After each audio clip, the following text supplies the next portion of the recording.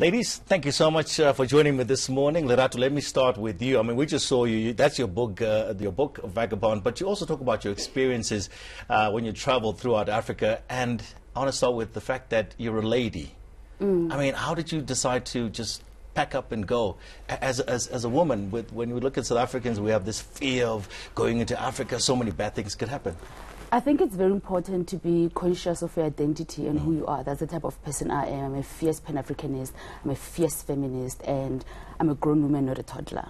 So the decision for me to live a life that's rooted in freedom and in where I'm able to follow my wanderlust is an extension of myself. The politics of my identity say to be African is an honor to me. It's a privilege. I therefore cannot fear, as a South African, traveling around the rest of the continent, because if I fear that, I fear myself. But what is so fearful about me that I should not be able to experience myself in all my diversity, in all my creativity, in all my glory and magic and wonder? You mentioned politics, and I noticed that just even looking at that review and also online as well, you tend to marry politics with a lot of traveling that you're doing. I think it's really essentially because a lot of what we believe as Africans is a break-in transmission. It's a product of colonized education. It's a product of people coming and saying to us, strip yourself of your culture. It's a product of mass media and sometimes excellent marketing that says New York is the standard, Paris is the standard, you know. Therefore, I have always consciously said to myself, whose standard, whose culture, whose ways, and at what expense? And the answer is always never at my expense, never at the cost of Africa. Nice. Kachi, you've got Travel with Kachi, your blog. Yes. Right? You travel a lot. You've also done Cape to Cairo. That was in 2014, from Cape Town to Cairo. Yes, to Cairo using public transport. Using public transport. How was that? That was fantastic. It was so much fun. It was through 10 different countries.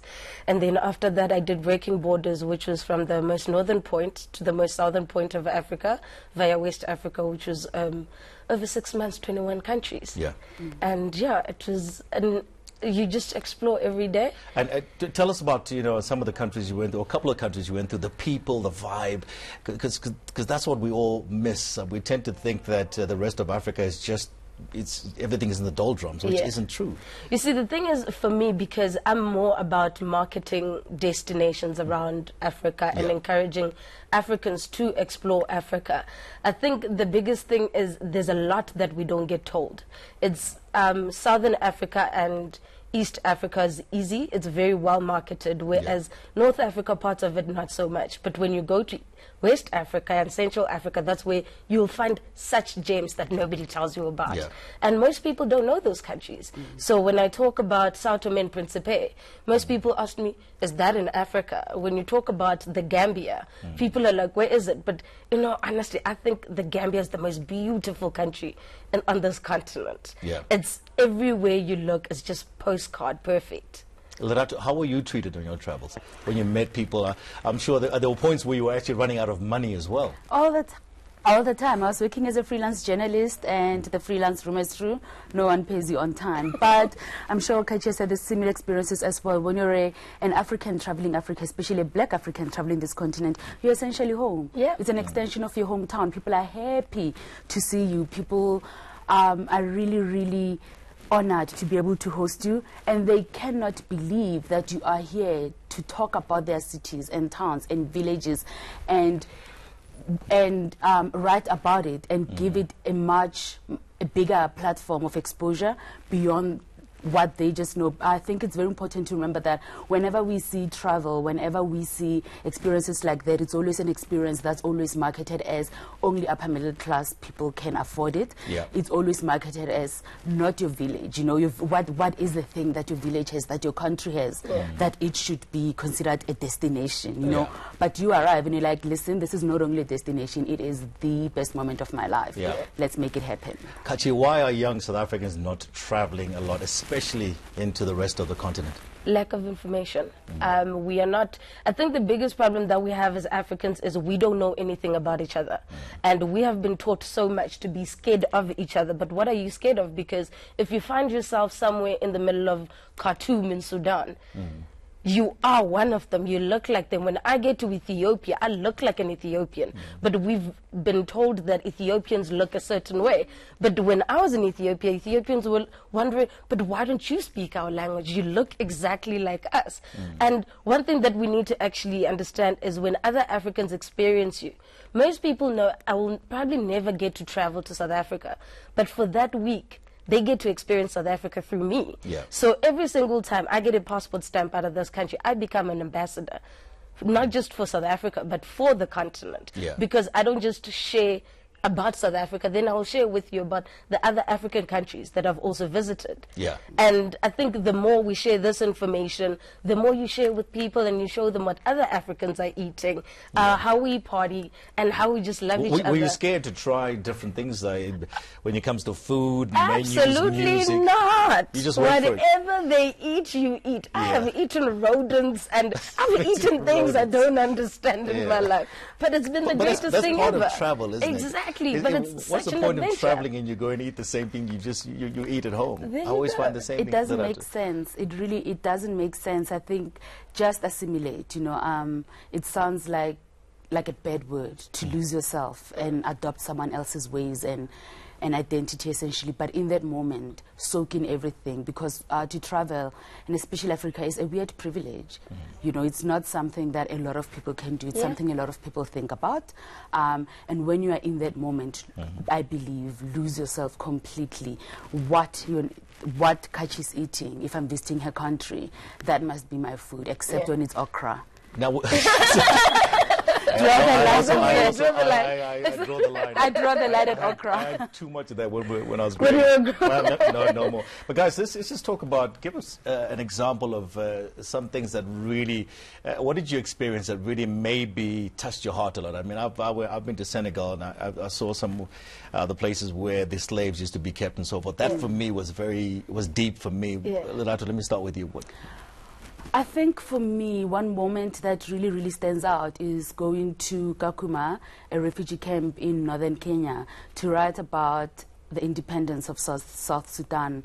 I wanted to spend that time with refugees because this community were so close to home that one of the signboards on the road just said Juba is 500 and something kilometers away, yet it was a home that they could not go to. I really wanted to write that story. Kakuma was set up in 1992, I believe, to host the Lost Boys of Sudan, right? Yeah.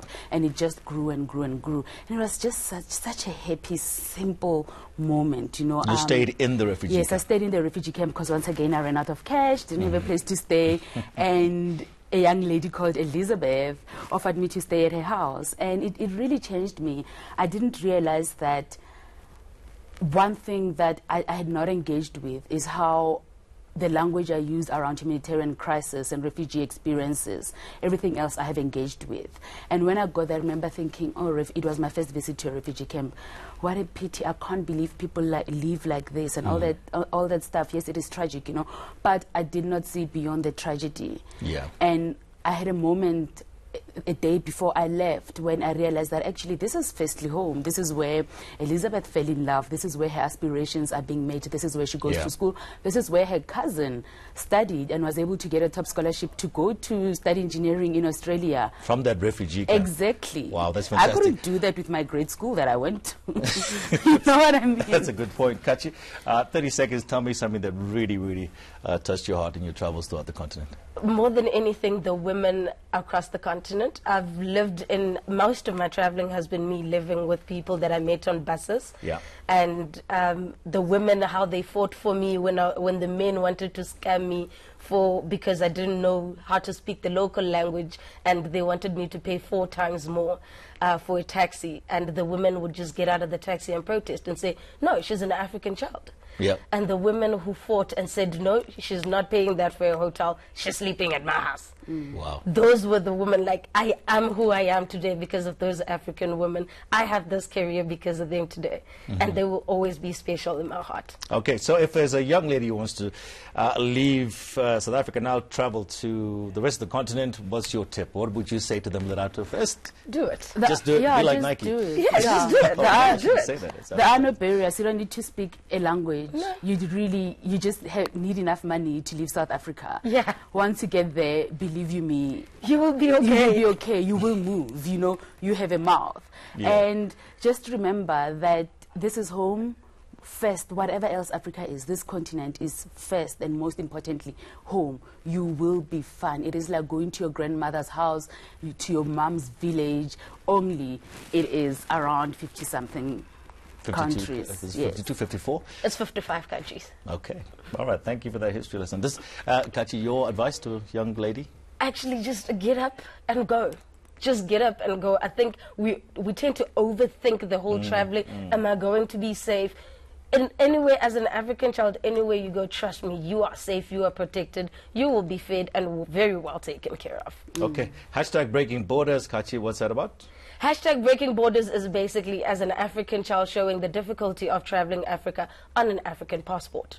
Okay. Because I've spent more money paying for visas than I have paying for transport around just to travel around the continent. Okay, wow. That's actually a very, very good point. Yeah. To pay exorbitant fees for visas to go to another African country doesn't make any sense whatsoever. Ladies, thank you so much. Thank you. Thank you so much for having us. I want to say you're brave, but I shouldn't say that because you're saying that's the wrong way to look at it. Yes. Yes. So There is no yeah. bravery in traveling Africa. The bravery is actually in traveling Europe or any other continent. Because in Africa, everything is familiar. Very true. Thank you so much, ladies, for joining me in studio. That's travel blogger. You can catch her on Travel with Kachi online and at the Solar Wanderer as well. And we also had Lerato Mohatle. She's got her book, which is called Vagabond. You can look for it online as well.